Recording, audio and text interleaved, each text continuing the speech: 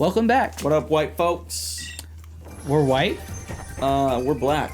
We're black? Yeah, we're black. Cool! I love being black. Console Commandants retcon. All of us are black. Fuck yeah. Except Lincoln, because Lincoln's the only one with a black people name. Black people named Lincoln. Like, comment, and subscribe. Especially black children who watch this show happily because they're like, oh, they're named Lincoln too. You know, when you're a kid and someone will have the same name as you and you're like, hey, yeah. You ever have one of those? Say that again? When you're a kid and you get excited because someone has the same name as you. You'll be friends with them. Or if it's like a famous person or a fictional character, you'll be like, hey, they have my name. The last time I did that, which is actually fairly recently, is Mass Effect. Can you guess why? Because you can put your own name. No. Because what's the name for every Mass Effect character? Shepard. And you know what my last name is? No. It's Shepard. Is it really? It is. And in one of the few times that I've ever seen in media, in fiction, it's spelled the same. Because Shepard has a lot of different ways to be spelled, and they actually spell the same way. Because it's a reference to Alan Shepard, first American man in space. You know, Shepard is a good man. Shepard. He is a good man, if you play Paragon. Did you like Mass Effect? I did not like the first Mass Effect. Why not? I didn't like the controls. I thought it was weird. It's kind of like... It was okay. It was kind of like how I feel... With the controls. I think I mentioned this. The story was amazing. I definitely mentioned this in Dragon Age Inquisition. I don't think you were there for that. I saw it on his Xbox. Yeah, we played Dragon Age Inquisition. But it's never going to be posted. It'll never be posted. Ever. Ever. But I mentioned this. I feel the same way about the first Mass Effect I do about the first Dragon Age. It was, the camera was just the way they had the cameras and the combat and, navigation. What, Dragon Age? Not the driving, just like moving around in maps. It was weird to me, just like trying to get into it. And I could, stand certain periods of time with it. Right. But it was also very dense and obtuse and kind of hard to get into. But then when the second installment of both those series came out, I really loved them because they streamlined... What game? Dragon Age? Mass Effect 2 and Dragon Age 2. Because they streamlined the processes and they just made it like it was smaller and more focused map design, and then the combat was faster paced and... Oh, that's what I liked about Dragon Age 2. Yeah. It was faster paced and combat was easier to get into. I played as the rogue, so just like to see your rogue character like darting around the map and like do like 1,000 attacks in a minute was just like, oh, that's pretty awesome. And that's how I felt about Mass Effect 2, being able to just like go behind certain areas. There was enough variety in the maps and the level design where you could do some minor exploring. Yeah. But it was also like tightly focused enough that you could always know where you're supposed to go next. And I liked that. And I've recently gotten Mass Effect 3, even though I've had heard bad reviews about it, both on the internet and from friends. Because of the ending? The ending was not just what I've heard being bad. I don't know. What else was bad? It looks like it's become way too streamlined from what I've seen. Because I've seen RJ play it. I was at RJ's house, I think, a month ago. Not the boss, 15. I know. I saw RJ playing it, and it looked like even more streamlined, especially in the conversations when and stuff. When you mean streamlined, what do you mean? I mean, like, it's broader, it's more narrow, it's focused, but to the point where it's just like, oh, you just go from point A to point B, and just like no room to explore. They've made it easier to navigate, but at the expense of well, you could explore after you're done talking. From what I've seen, there's some exploration in Mass Effect 3, but there's also just like, oh, look over here. You have you can see this thing, but only if you press the button to look at this thing. And then there's like nothing else to see. There's no secrets or things to explore. It's just like, oh, look at that. Because you still had romance, you still had... Yeah, but I didn't see all of that. I've seen, like, I've seen combat, basically. We didn't play too much of it.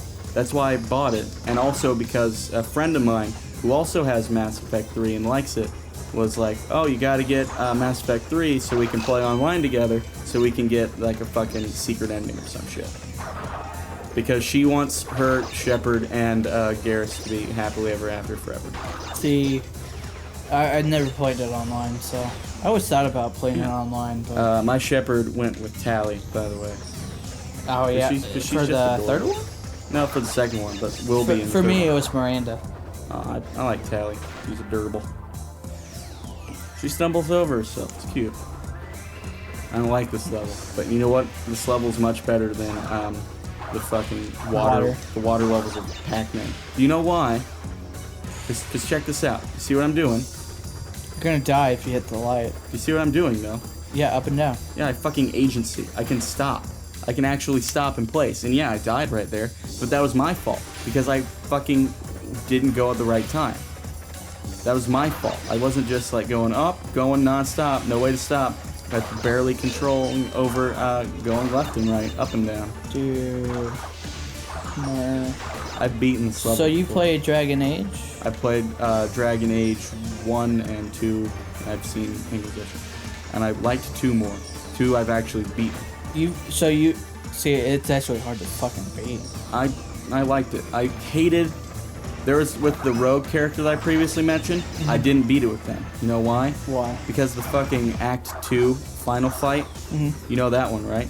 It's been a while since I played, so... It's the fucking Canary. Oh, no. I fucking lost to that because they were fucking difficult as shit. I agree. The only reason I won with my next character was because I fucking had Fenris on my team, and I got the option to just like... That's some bullshit. I just had the option to duel what's-his-face. And I could beat it when it was just me versus fuckface. So you never defeated the first game? No, I didn't have an opportunity to because it was on my 360, which I previously mentioned. Oh, bro. Yes. See, for the first one, I could have just ended the game without facing the boss. But I was just like, no, I want to beat the boss and be like, yeah, I did it. My first playthrough with the rogue character, I never even found Fenris. Never. Find who? The fucking elf dude. You played Dragon Age 2. Yeah. Yeah, so I never found him in the first one. I didn't even know he existed. When I first heard about him, I honestly thought he was a downloadable content character. Nice. Because that wouldn't surprise me. I was like, oh, it's just like a fucking character you download. Wait, it's not? I just completely missed something that was in the game? It's fucked up. One of the things that happened in Dragon Age 2 is that I couldn't get through the store, and it was just because it was just that spot was bugged. I had to restart the mission because it was just like, oh, it's at this point where it happens on any game where at one point it's just like, oh, you forgot to do this one part, but you really did it. Yeah, so you had to restart the thing. Yeah. You ever have to restart a whole game because of a bug? Not the whole game, just the mission. I've had to restart Skyrim because of the bug. The first time I played it. Nice. Would you like to know what that bug is? Have you played Skyrim? Yes, I have. Have you done the House of Horrors mission? I don't Where, think I did. It's the Molag Ball mission. If it's not the main mission, There's a level where you go into like a house that's haunted by one of the Daedric princes. nice. And when I first go in there, when you go in there, it's supposed to be locked. It's supposed to be completely locked. What happens is you're supposed to go in there with like some asshole. Yeah. And it's going to be locked. He's going to be freaking out. There's going to be no way in or out. And you're supposed to hear Molag Bal say, he's weak, you're strong, crush him. And you're supposed to kill the guy.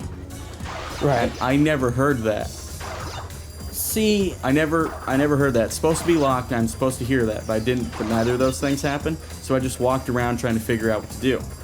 And then I left the house. And then all the fucking shaking and noise and stuff that was happening inside the house was happening outside. And when I finally go back in and then kill him, then the house is locked up. And I'm forever locked inside that house with no way in or out. And then that's when I have to fucking restart everything. I figured out there was an infinite gold glitch, kinda. In Scrim? Skyrim, yeah. Yeah, I don't think I found that. But I looked it up after my friend told me, Yeah. and one of the things necessary for it, I already got. It was like a rare item, yes. and I used it before I even knew what it could have been used for that. And So it it gave you a big old boner. No, I was just like, fuck. That's very silly. Skyrim's a good game. I like Skyrim. Say otherwise, fuck you. Yeah. I like basically all the Elder Scrolls games. I don't like this. Oblivion's okay. I like Oblivion. Oblivion, I've had much debate with myself and with RJ. We're still trying to figure this out as to which game is better between Skyrim and Oblivion. Skyrim.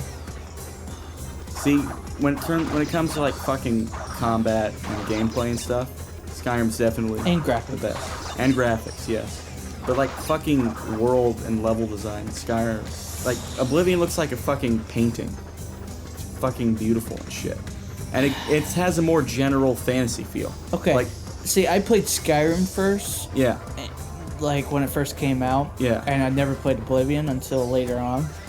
And I was just like, oh my god. You've played Oblivion, right? Yes, I have. So you know how like the world and everything's designed, right? Yeah. It feels more just like if you were to play a good D&D video game where you could just wander around instead of just like being in dungeons, it'd look more like that than like Skyrim. See, It'd be the- more general fantasy The only thing I didn't like Oblivion instead of like was getting bitten by a vampire.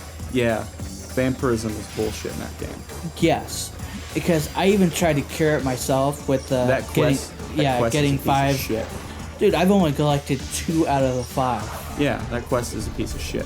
and it's just like how am I supposed to cure this? Yeah, and there's with Skyrim, there's at least there are advantages and disadvantages to being a vampire, but those are more manageable. Right, and that's one of the things I didn't like about Oblivion. I was just like, Have you ever done the arena missions? no, I have not. But you know of the arena? Yes. Well, I have a funny arena story for Oblivion. I was a vampire with this character, and I was facing the arena grand champion. Now, in the normal arena fights, you're just like, I'll tell the story before we do next time. In the normal arena fights, like there's maybe 10 seconds or so of dialogue from the announcer before thing's over. But then, when the arena grand champion battle, there's like a fucking 3-minute thing, there's a spiel about you facing the grand champion. Because I was a vampire, because the fight was during the day, I fucking died due to sunlight before they even opened the fucking gates. See, that was one of the biggest issues about vampire. Say it next time, bitch.